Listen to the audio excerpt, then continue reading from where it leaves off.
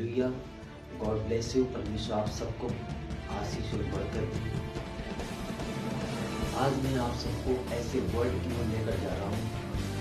मेरा विश्वास है कि हमारे स्पिरिचुअल फादर ने जो ये वचन जो सुनाया है और इस वचन को सुनते ही हमारे मन में तो विश्वास आया है, पर मेरा विश्वास है, मेरा बिलीव है, जब इन वचनों को आप सुनोगे, हमारे स्पिरिचुअल फादर के अंदर इन वर्डों को आप सुनोगे, तो मेरा विश्वास है कि एक विश्वास की जो आस है, एक विश्वास की जो भूख है, परमेश्वर आपके भी अंदर डालेगा। और आइए हम सब लोग परमेश्वर के दास के मुंह से उन वर्डों को सुनते हैं जिन वर्डों को परमेश्वर ने दिया है। हालेलुया। अगुवाई करता है, लोगों को लगता है नहीं ये बोरिंग है, ये क्या बोल रहा है, पर याद रखो अगर आप उसकी अगुवाई में चलोगे, आप बहुत आपका समय खराब जो आपका होता है वो नहीं होगा, और आप अपनी आशीषों को जल्दी ऑन टाइम में आप ग्रहण कर पाओगे यीशु मसीह के सामर्थ्य नाम में। हालेलुया। सोच के देखो, उसके सामने लाइफ थी, उसके सामने जीवन था, वो जा सकती थी जैसे उसकी जेठानी गई। उसने कहा नहीं सासू मां, मुझे मौत ही तुमसे अलग कर सकती है, मैं नहीं छोड़ के जाऊंगी। तेरे लोग मेरे लोग होंगे, तेरा परमेश्वर मेरा परमेश्वर होगा। मौत के अलावा हमें तुझसे कोई अलग नहीं कर सकता। बनी रही उस बूढ़ी सास के साथ, बनी रही वो। अपनी लाइफ को नहीं देखा, अपनी चीजों को नहीं देखा, अपने आने वाली अपनी इंजॉय को उसने नहीं देखा, लेकिन उसने बूढ़ी सास का साथ दिया। उस बूढ़ी सास जिसके संग परमेश्वर था। हालेलुया। आप एक टाइम होता है जब अपना टाइम को, अपने लाइफ को, अपने पैसे को आप बोते हैं प्रभु में। हालेलुया। पर बहुत से ऐसे इसलिए बोते हैं। मैं एक लोगों की लाइफ पढ़ता हूं बाइबल में, मैं हैरान होता हूं। जब भी मैं उस चैप्टर को पढ़ता हूं मैं हैरान होता हूं कि ऐसे लोग प्रभु में होने चाहिए। आज लोग क्यों, अगर मैं बोल दूं पवित्रताई में रहो, तो लोग पवित्रताई में इसलिए रहेंगे कि हाँ मेरे लाइफ में जॉब मिल जाएगी, इसलिए वो ठीक रहते हैं। जब उनको पता है कि नहीं अब मुझे कुछ नहीं मिलेगा, तब आपका जीवन कैसा है। हालेलुया। आपने पढ़ा होगा एलीशिबा के बारे में। कितने लोगों ने पढ़ा एलीशिबा के बारे में? हालेलुया। ये एक गलत बात है कि आप सब लोग वचन को नहीं पढ़ते। लूका की पुस्तक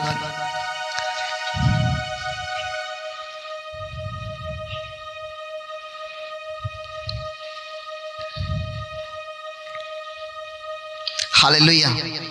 इसमें लिखा है, लूका 1 अध्याय उसका 5वां वचन लिखा, यहूदिया के राजा हेरोदेस के समय अबिय्याह के दल में जकरिया नाम का एक याजक था। उसकी पत्नी हारून के वंश की थी, जिसका नाम एलीशिबा था। वे दोनों परमेश्वर के सामने धर्मी थे, प्रभु की सारी आज्ञाओं और विधियों पर निर्दोष चलने वाले थे। उनके कोई भी संतान ना थी, क्योंकि एलीशिबा बांझ थी और वे दोनों बूढ़े थे।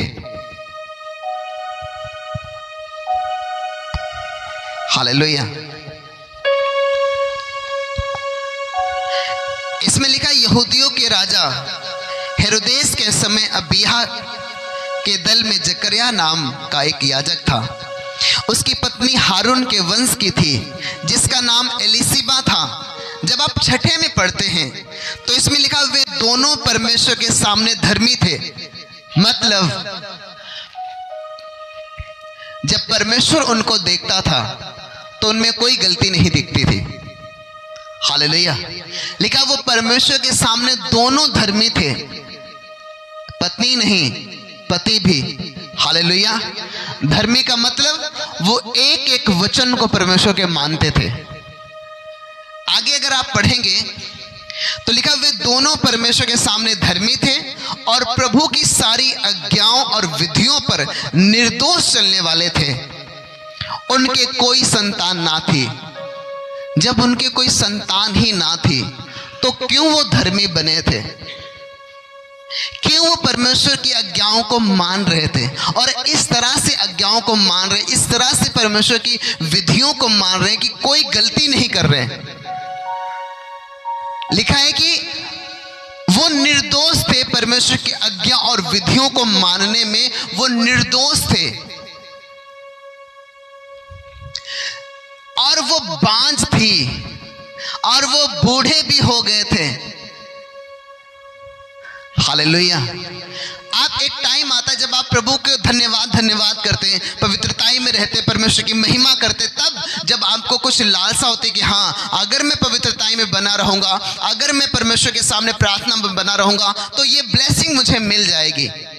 और जब आप उस ब्लेसिंग को नहीं पाते हैं, फिर आपकी पवित्रताई टूटती, ये होता है, वो होता है। लेकिन आप सोचो कि एक ऐसा जोड़ा जो बांझ है, जिसकी पत्नी बांझ है, बूढ़े हो गए, लेकिन फिर भी बाइबल में लिखा कि वो परमेश्वर के साथ साथ चलते थे, धर्मी थे, निर्दोष थे, परमेश्वर की एक भी आज्ञा को तोड़ते नहीं थे, एक भी विधि को तोड़ते नहीं थे, बल्कि वो निर्दोष थे। हालेलुया। सोचो कैसा लाइफ एक वो व्यक्ति जो इस तरह से जीता है कि वो अगर पवित्र है तो वो अपनी आशीषों के लिए नहीं है कि मुझे आशीष मिल जाए, मुझे बरकत मिल जाए इसलिए मैं पवित्रताई में रहूंगा, बल्कि एक व्यक्ति जो प्रभु को मानता वो पवित्र इसलिए रहेगा क्योंकि उसका बुलाने वाला पवित्र है। आमीन। वो इसलिए पवित्र रहेगा, वो इसलिए निर्दोष रहेगा, वो इसलिए अपने आप को बचाए रहेगा पाप से। क्यों? क्योंकि वो परमेश्वर को जानता और प्रभु ने उसे बुलाया है। हालेलुया। ये जरूरी है कि आप पवित्रताई में रहें, प्रार्थनाओं में रहें कि आपको आशीष मिले। लेकिन आप ये ना सोचें कि अगर आशीष नहीं मिली, अगर बरकत नहीं मिली, सोच के देखो, हो सकता है शैतान आपको परख रहा हो और वो परमेश्वर के सामने वो चैलेंज दे रहा हो परमेश्वर को कि देख परमेश्वर, अगर तू आशीष इससे ले लेगा, देखना वो तेरे मुंह पे ही तुझे गालियां बकेगा। तो परमेश्वर भी देखता है, कभी कभी चैलेंज वो भी ले लेता है, आयुब की तरह। हालेलुया। आयुब लिखा कि खरा व्यक्ति था, खरे पे मैं एक दिन प्रीच करूंगा। हालेलुया।